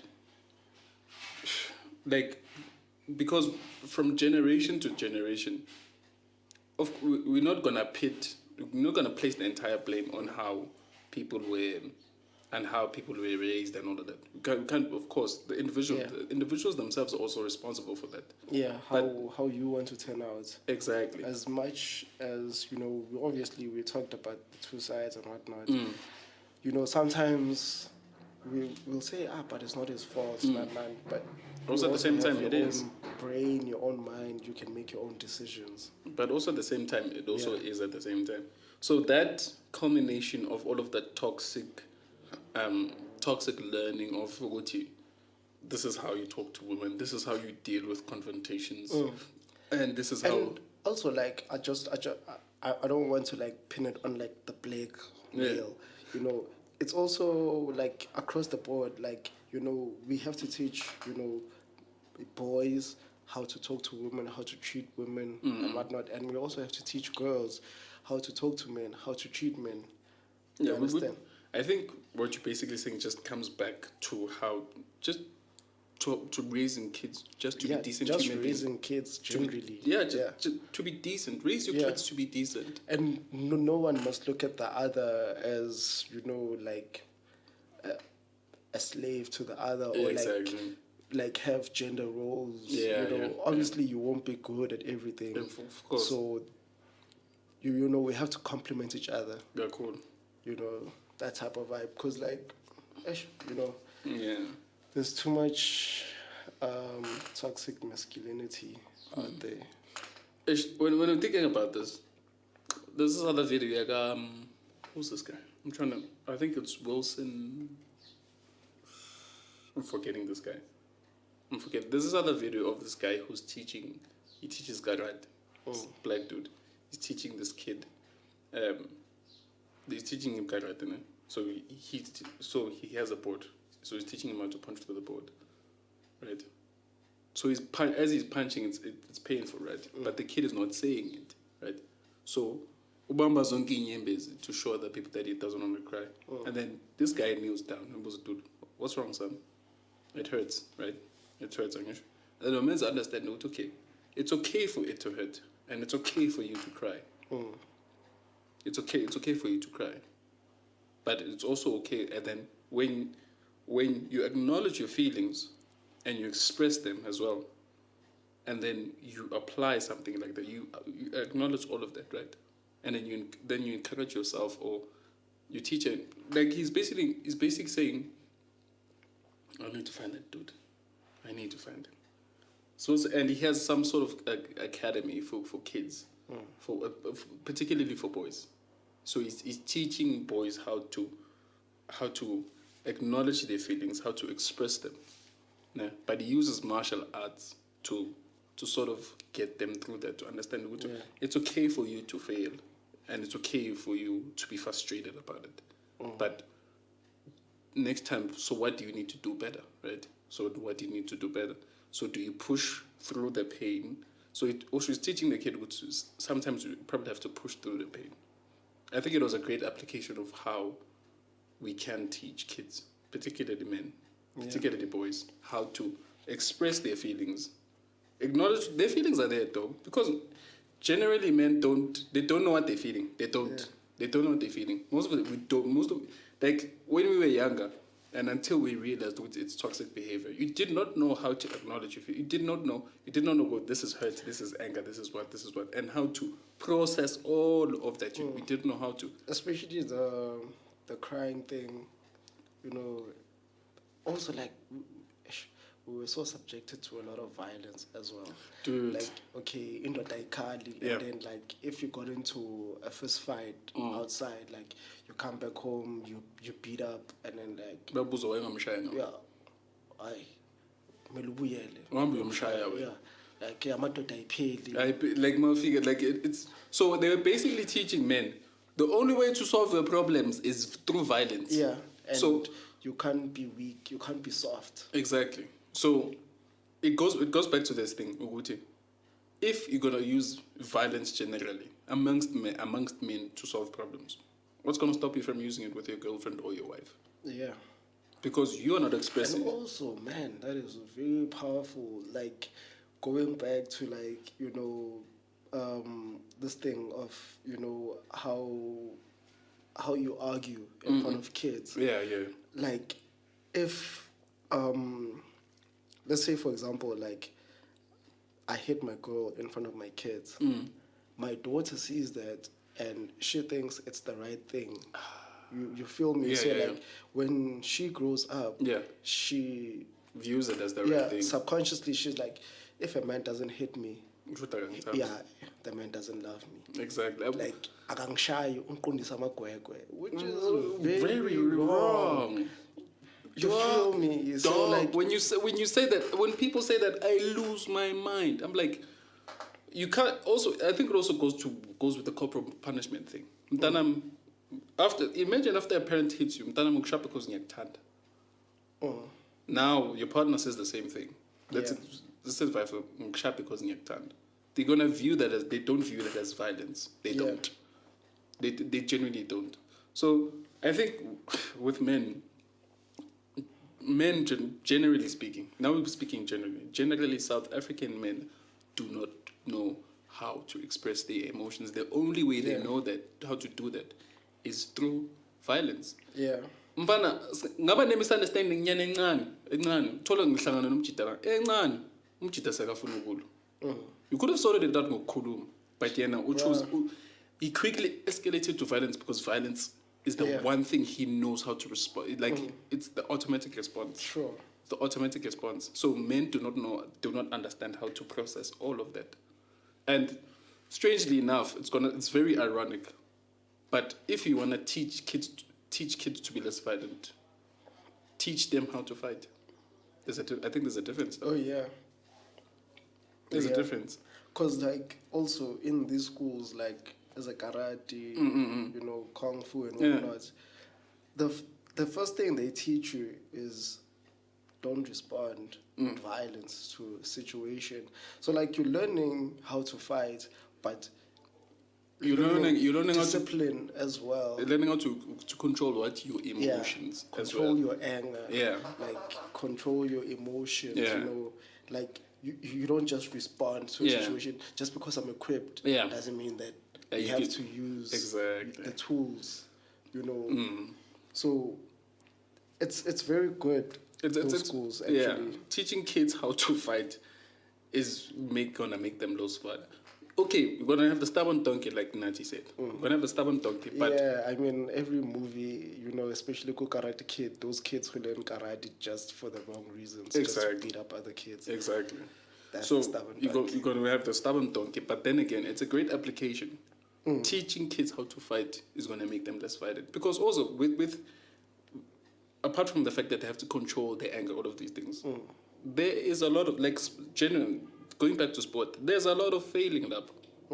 There's a lot you understand, like you learn to understand yourself. Yeah. So I think for me, I think it's imperative. I think it's imperative, and I think it's mandatory for kids not to do sport. To do sport, because sport is gonna teach you the fundamentals of. We don't want to fundamental of the soft life. Yeah. My kids are going to level. Pillar soft life. Fundamental pillar soft life, but also at the same time, we want them to understand how they must apply hard work. Yeah. If they want to go after what they want, if they want a better job, or they want a better career, or they want a promotion at work, or they want or they build houses. If they want to design better houses, the architects, how they build it, they must apply hard work. If they failed, they bettered their strategy. What are they doing differently, right? We want our kids to live a soft life, but as funuguti, babe, because I think people get the general sense when abantwana soft life, it means that they're not good, bazoba lazy, but no. Yeah, but to some degree, like it's true for other people, because like immediately, like you want to give your kids the soft life, you forget to teach them work ethic. Exactly. And which obviously that comes into this thing like sport, creative art, or whatever the thing is that teaches like people, like, because like obviously like if you're going to play sport, you don't just get to the field and play sport. Like there's warm up, there's exercises. Yeah.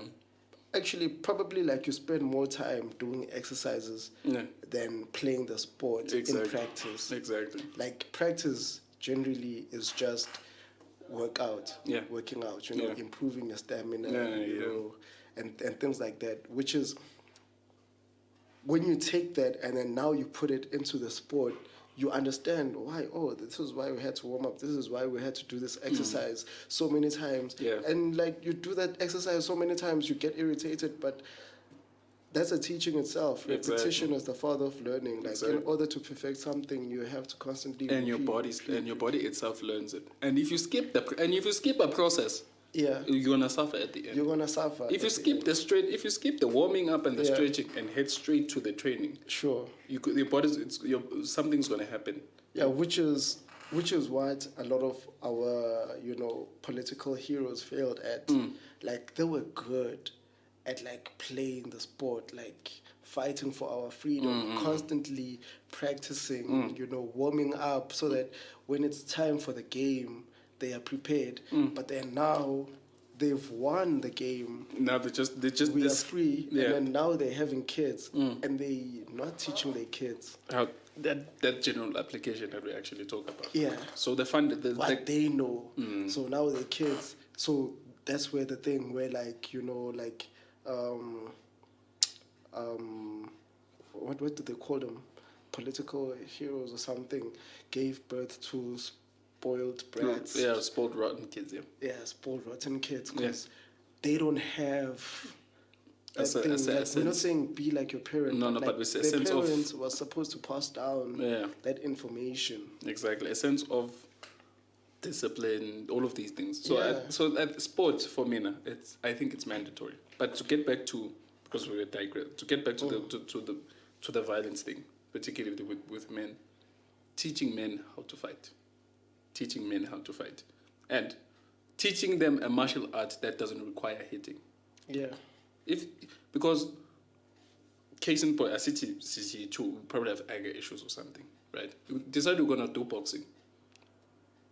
For some reason, genetically, but genetics work, you are faster.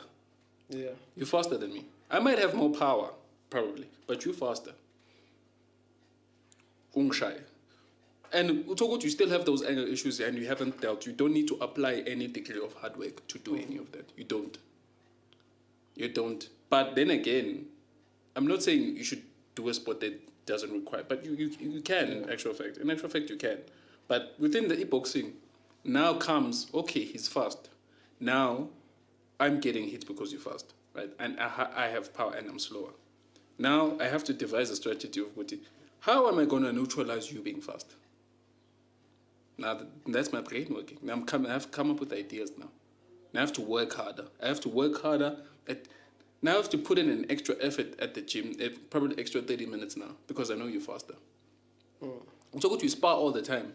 By the time I'm throwing a hook, you so peaceful. Now you're throwing a punch. Now I have to start thinking of, okay, how do I counter that? Do I counter that by just waiting for, you're basically finding a way to change a strategy. Sure. You're finding a way. Because even if... like you're solving a problem. You're solving a problem, exactly. But even if... So that's a skill. That's a skill. You're developing a skill in itself. Even if you're doing a sport that doesn't require hitting still. Within that sport, there's somebody, he's still faster. Even if I would generally submit you in that sport. But now you might find a witty. If I could become complacent, I'm always going to submit you. You see? Complacency. Now when you start, because you fail so many times and you recognize that, okay, he's faster. What am I supposed to do if he starts doing this? So how do I start our sparring sessions? What do I do? What do I do differently? And now you apply all of these things. When you start applying all of these things, you're developing a skill of how to solve problems. I'm trying to solve a problem. What problem? I mean, one of the greatest boxers of all time, Mike Tyson. Mike Tyson, when his coach was still alive, Ukasta Mado, the meanest boxer you could probably ever see. Mike Tyson was fast. He had power. He was fast, he had power, and he had the proper training. So you add all of those things. You add the training, you add the training, you add the fact that he has speed, you add the fact that he has power. Now you're dealing with a mean monster. So in the entire heavyweight division, nobody could deal with him. Nobody. Until this other guy came along. And I think there's always going to be somebody also figure, yeah, as a new boss.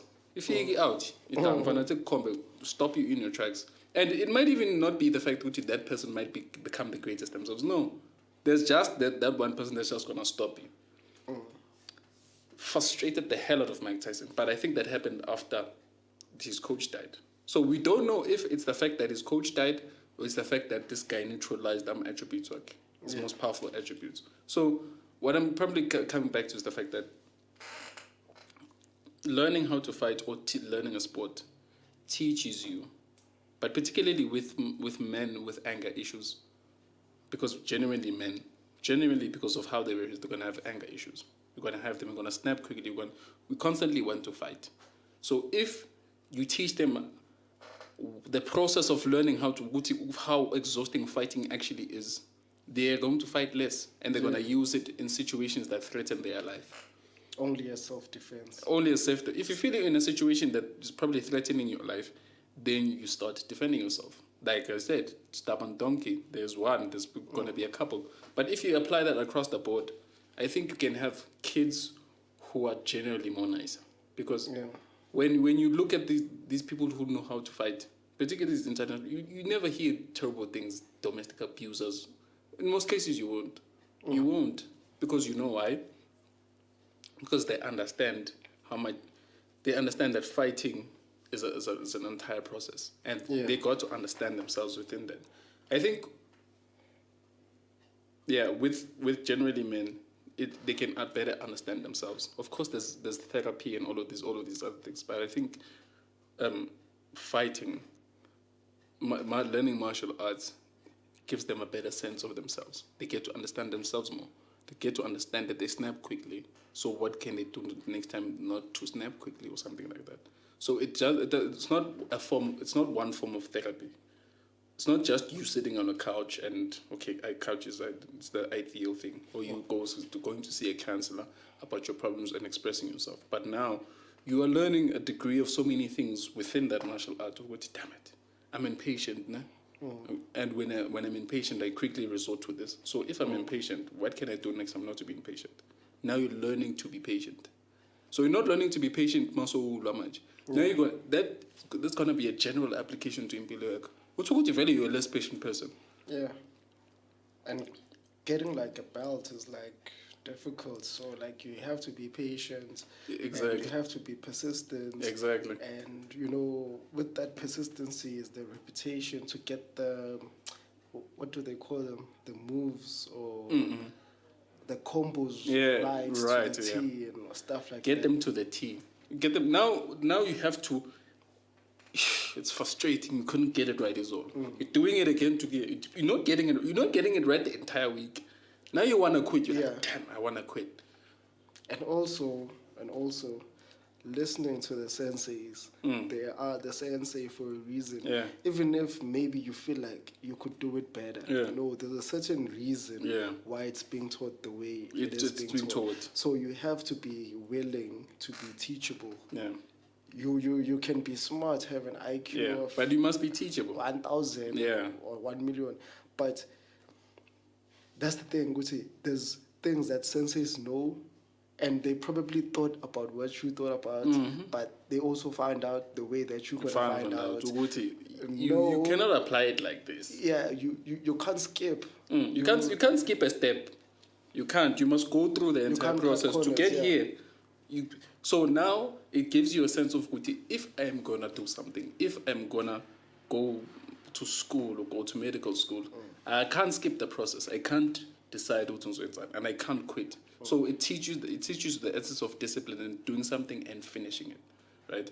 So within that comes lessons, right? Besides the lesson about yourself and learning how to fight, there's lessons you get to know more about yourself. Okay, now you find after those classes now, you have, now you, like when you come out of that, now you notice you're not as impatient as you was. Let's say now you go to school, right? So same time, 14, you're 13. Now you're going to school. Now you're less patient. You're very impatient. You're very, very impatient. Like you wanted things to happen now, but now when you go to school, you find that you're more patient, and you're more patient with people. You're more patient with people, you can talk to them better, and you can apply yourself a skill up better. Even if something is failing, you're not frustrated at the fact it keeps failing. You're trying to find a better method to it. Yeah. And then when you finally do, and then you succeed, the succeeding feeling probably, there's no greater feeling like that. Yeah. Because you know the feeling of failing. You know what, damn, it took me so long to get this right. Now when you finally get it, it's like a yes! It feels so much better knowing that you succeeded. And you didn't skip a step. But if you did skip a step and you didn't get to that part, now you're remaining here, right? And with all of that will develop all sorts of things as better. So I think part and parcel of probably also teaching our men how to be better human beings. Teaching them how to fight, I think, will just give them a better sense of themselves. I think maybe a martial art, when they teach them a martial art, learn something, learning a basic thing, okay, maybe they're going to learn boxing or kickboxing or jiu-jitsu or karate, so many things. But if they learn how to, within that, there's a better understanding of themselves. Even in sport. Like you get to know your weaknesses and your strengths. And what you can now you putting like you can like it's examining yourself. Yeah, and it's things that you can apply in real life. Exactly, because before you didn't participate. Let's say, for instance, you didn't anticipate in an activity that required you to do any of that. Now you don't know anything about yourself. Basically, you're just going through life. You don't know what it is. You have a short temper, or you're easily irritable, or you're inconsistent, or you lackluster, or you lack application, or any of those things. But now, when you engage in that activity that requires you to, and then you keep failing, and now you're terrible. Like, failing is a terrible feeling. You're like, damn, why do I keep failing? Now you're putting yourself on. Now you have to think about the things that. Why did I fail? And now you start looking at yourself now. You're like, is there something I did wrong? Why did I do it wrong? Or is it because, I was impatient? Oh, okay. All right. Why did I do it wrong? Oh, is that lack of application? I didn't apply myself enough. I probably didn't do research enough. I was lazy in properly doing my research. I was lazy in doing this. I was lazy in doing. Or you wanted to cut corners. We wanted a shortcut. We wanted to skip steps. Now you examine. Okay, if I'm gonna do something, I'm not supposed to skip steps. I'm supposed to do it this way.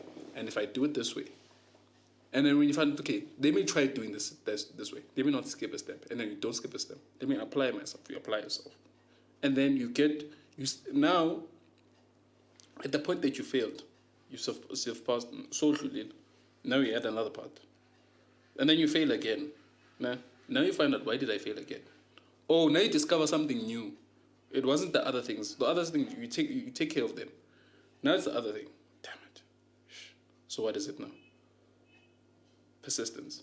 Okay. We have to continuously level. But then persistence. Now there's persistence now. Now there's discipline. Now I have to keep this up. I cannot... Maybe you did it so maybe you could get past this part. Now you're at this part. It's probably that last one. Now you find out, damn it, I was inconsistent. I didn't do it the way I was supposed to do it. Because I skipped this part, I wanna cut a corner now. I wanna cut a corner because Singh did it up. But you realize that you can't. If you're gonna get to the other side of success, you have to go through all of the steps. Right, so I think men have a lot, particularly black men. We have a lot of unlearning to do. Yeah, but we're getting there. Yeah, we're getting there, which is the light at the end of the tunnel. Mm-hmm. Yeah, and we're about to cross like 2 hours now. Mm-hmm. Yeah, you're probably going to have to wrap this up. Yeah. So basically, what we said. Well, I think what I'm taking from this, with speaking to Nathi about fatherhood, basically, is be decent. Be decent. To raise better human beings, it's to become a more decent human being yourself. Yeah. Basically, that's what it basically is. To become a better, and to understand yourself better, because and unlearning a lot of what you thought you knew. Yeah, it's a lot of unlearning. And it's a lot of responsibility that I think I have less fear of welcoming now. I think it's more. I'm looking forward to it now. Yeah. Because it's given me more perspective of what, okay, it's not what I thought it was gonna be. Now when I hear people's perspectives, particularly people that are close to me, I'm like, okay, being a father is gonna be great. There's gonna be ups, there's gonna be downs, but it's mostly gonna be great.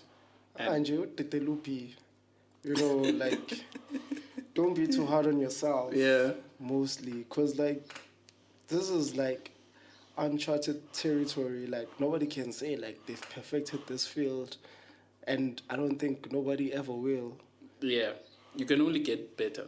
I think the essence. Yeah, as yourself, Yeah. you yourself, like Get- that's why, like like Ibati, the first child, umntana kagogo nomkhulu, or like Yeah. they're not really your first child, but then you only become like you only come into being like a parent like on your second or third child if like you're having like kids. And then in some of the separate times, times, in some of the cases, maybe you might find the first kid that way. But when we basically say there's no ceiling. Yeah. There's no ceiling. I've perfected like it's like a learning journey, Jay. You learn every day. Like when you thought you knew, but no, you didn't. No, you didn't. You didn't. You like didn't. you learn every day. Cause I can't tell you, like when you have kids, I can't tell you how to raise your kids because they're not the same human. They're not the same. They don't have the same personality. They don't think the same way as well. Yeah, and like there's many things that they're different at. Like even now, like I can't raise my kids the same way. There's things that I might do similar, but like the girl has her own personality, the guy has her own personality. So you see. Yeah, those kids have beautiful names, by the way. Nala, no. Thank you. Yeah. Thank you, my G. Yeah, they have beautiful names, by the way. But yeah, guys, it's been lovely. Yeah. I learned a lot. I'm definitely looking forward to being a father. My G, I love you. But it's time to wrap it up. It's a Sunday. Yeah. And like I say, choose love every day. Twice on Sundays. And thank you. Thank you for having me. And, thank you for having me. A man who hasn't accomplished much in life, coming here to talk about life. We talk about life anytime. We might even do this again. You won't even know. Yeah. Okay. Yeah, I have to keep coming back now that I've been here one time. Yeah, maybe like we can track your progress afterwards. Just maybe how far you've gone. Or just to come in and just talk. I'm gonna force myself to come back here if you don't want me back. You hear that, guys? Yeah. He's gonna be back. He's gonna be back on the podcast. Also, like, I'm really proud of you for starting this thing. Thank you, Maji. Like, thank you, Maji. It's like starting something in general is a big step, and you forgot about us. Like not coming together. And you're like, okay, you know what? We've been talking about it for a while. With the guys and whatever. Like, okay, too much noise. Yeah. Just start. Yeah. We'll see where it ends. So yeah. Thanks, Maji. Congratulations, and I'm really hoping this grows and I can lend my hand whenever and wherever I can. Always, Maji. Yeah. All right. Peace and love. Hoping to hear more great conversations. Oh, you will. People you will. Here. Well. Big people so you can also get the gems of how to make it in this life. That's what it's all about. It's everything above life. Cheers, guys. Yes, sir. Hola.